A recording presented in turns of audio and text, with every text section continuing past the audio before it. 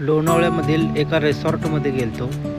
तर तिथे इतकी मजा आली की आजूबाजूला निसर्गरम्य परिसर आणि मस्त असा हा स्विमिंग टँक जिथं मनसोक्त पोहलो. आणि खरं तर आम्ही शूटिंगसाठी तिथे गेलो होतो.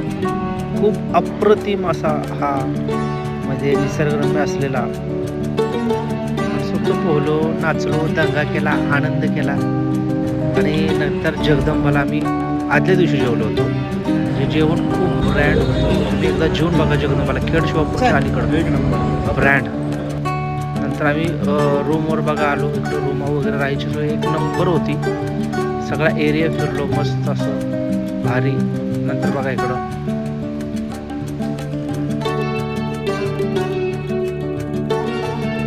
नंतर तिथनं आम्हाला दिसलं की त्या समोरच्या डोंगरावर हे बघा पॅराशूट. पर्यटकांना फिरण्यासाठी खास पॅराशूट आहे. आणि इथं 2-3 पॅराशूट होते. मी भरपूर वेळ पाहत होतो.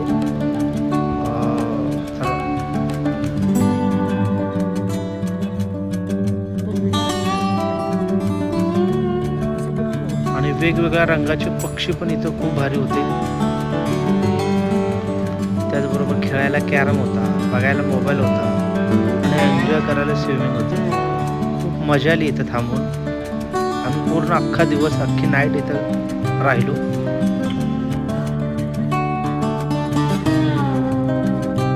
टोप संभापूरला ज्याप्रमाणे गणपती आहे तसाच गणपती बघा हा मला बघायला भेटला लोणावळ्याला जाताना.